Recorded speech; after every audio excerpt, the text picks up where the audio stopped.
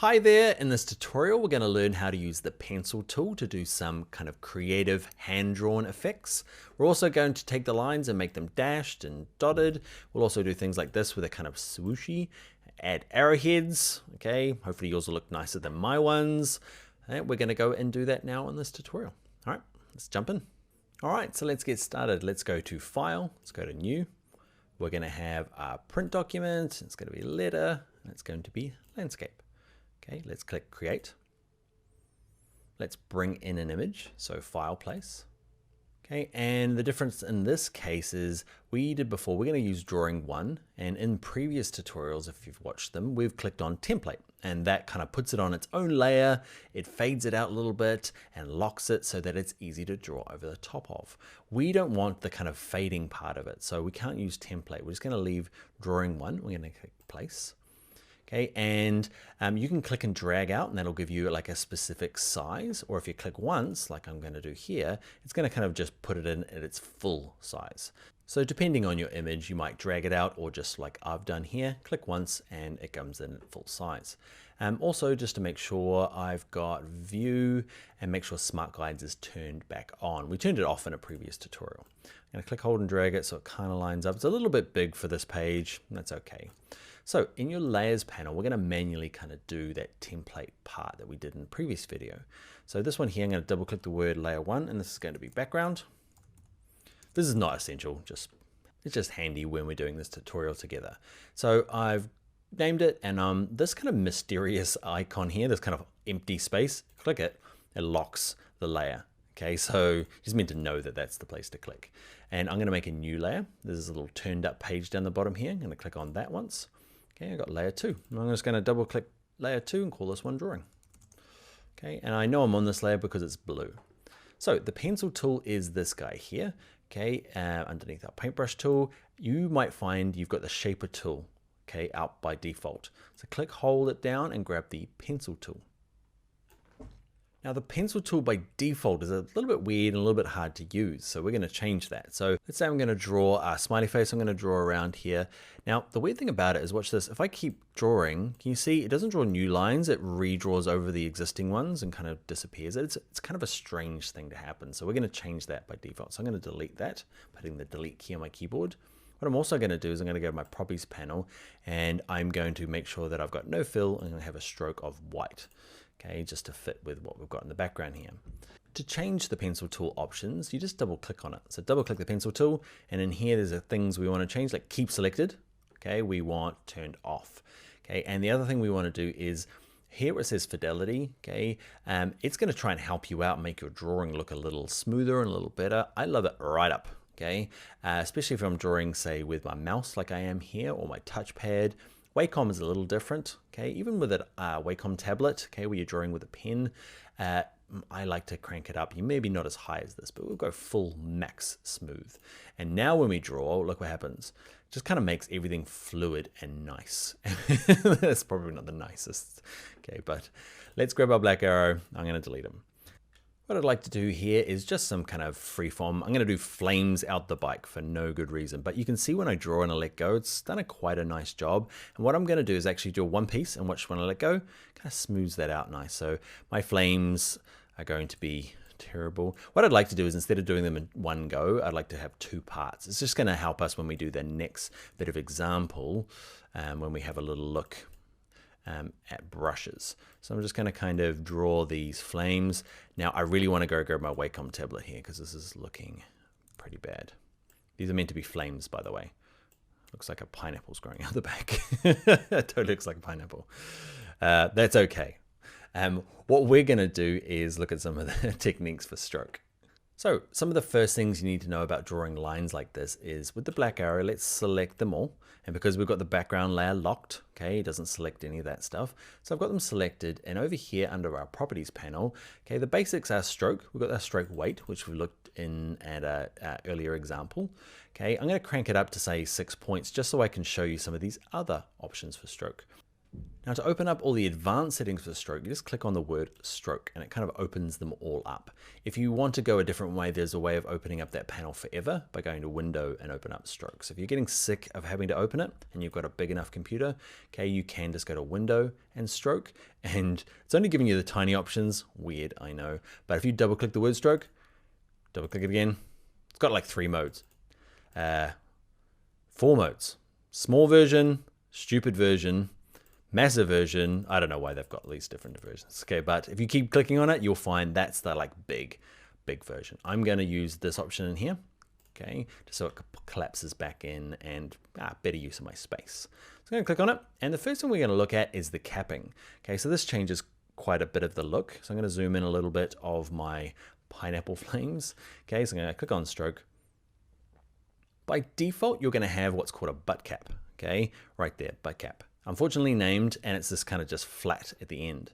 And if I click this next one, rounded cap, can you see I'm going to go on, off, on, off. Just kind of rounds off the ends, and that's really nice, especially when you get a low stroke, okay, a small stroke like this, and you just don't want to have like really pointy ends or butt caps. Okay, just kind of curves it off a little bit nicely. I'm going to go back up to 6 points. Let's have a little look at some of the other options. So butt cap is flat at the end. This one here, I very rarely use. Projecting cap kind of goes out past, the line ends here and it goes back past. So let's go butt cap, projecting cap. I think I just like saying butt cap. Okay, projecting cap. Actually, I'm going to leave it on butt cap.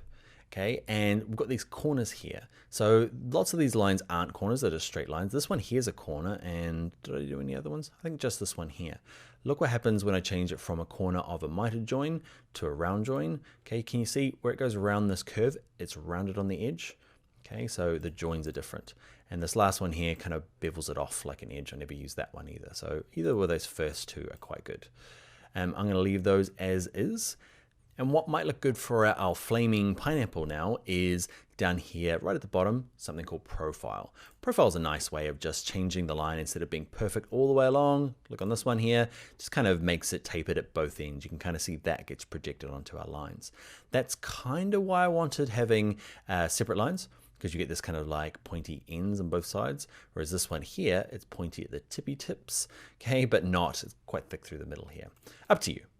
Okay, but have a little play around with the rest of them. So I've got them selected, click on stroke, and down the bottom here in profile, I can go through and say, I want this one, which is kind of strange. Yeah, more pineapple-y. Okay, you can flip them, okay, depending on how you want them on the line. And yeah, let's have a little look at some of the other ones. I'll let you have a look, okay? Points, other ones. I'm going to probably go back. I like this one, I think, this width profile 5. I'm going to use him. Cool. Now there's a couple more things I want to show you about strokes, drawing with strokes.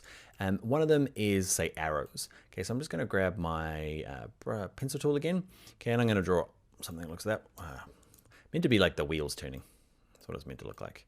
Okay, that's okay. Okay, with it selected, I'm going to grab my black arrow. I'm going to click both of these by dragging a box around them. And what I'll do is go to stroke. And this one here, arrowheads, are quite important, well, quite useful, okay? So with it selected, the 2 lines, you've got a beginning and an ending, and it really depends on which way you started drawing. Play with both. Okay, I'm gonna go arrow here. It's kind of not the way I wanted it, so that's actually the end, not the beginning. I want it turning this way. Okay, so if you scroll down the arrowheads, eventually they turn into the kind of tail ends of the arrow. And this is gonna look better for the beginning. Okay, and by better, it's a pretty wonky arrow. I'm going for this hand-drawn look. Okay, so profile as well, I might go through and try and make it look nicer. Now, you can see I added that kind of profile the same as this one over here, but it just doesn't look the same if I click off. Okay, it's quite thin. It just means the stroke width isn't that high. So with them selected, I'm gonna raise the stroke width. Now, what happens with arrowheads is that by default, they've got a weird proportion to the line. Okay, so a 4-point arrowhead's really big. So when I click on stroke, there's a percentage underneath both of these ends. And you can see if I scale this one down, it's going pretty slow. So I'm going to toggle it down to maybe, say, 20% of the line and 20% of the line.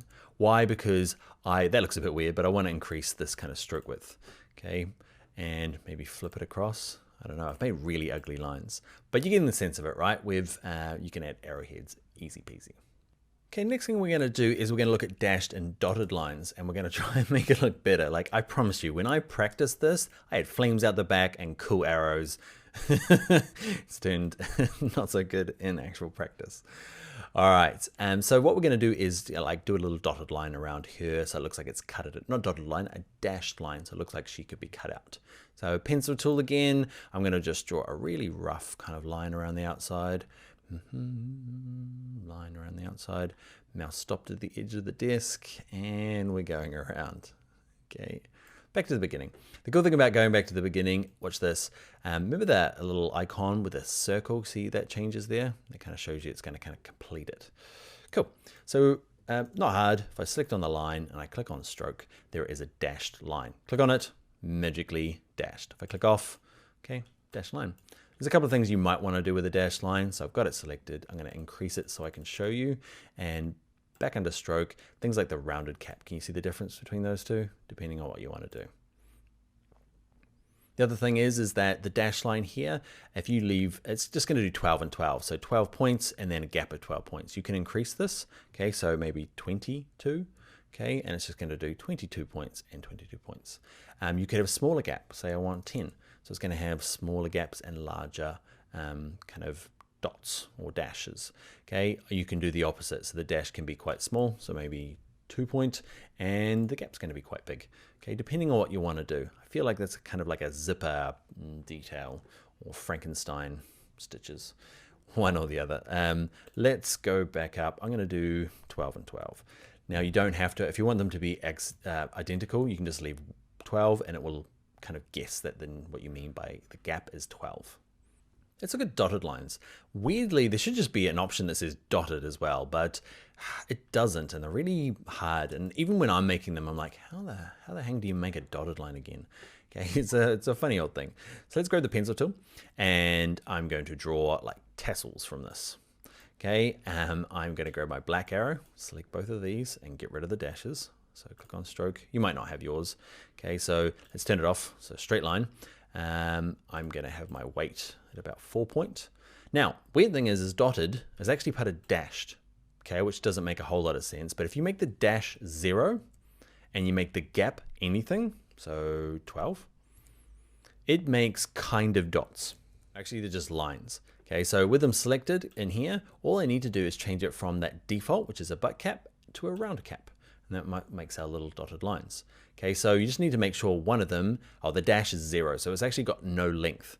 Okay, but there's a rounder cap around it, so it kind of wants to wrap itself around that nothingness. Dotted lines, they're kind of weird. Okay, so turn on the dash line, make sure the dash is 0, and you can have the gap any size you like. Okay, 20 will just space them out. You can have them really kind of close together. They can even kind of like overlap like that. I'm gonna go for 10. Nice. All right, zoom out, let's have a look at our magical drawing. We've learned of things about strokes. We haven't made anything very pretty though. But what we'll do in the next tutorial is we'll add brush strokes and things will get marginally prettier. So let's go and do that now in the next tutorial.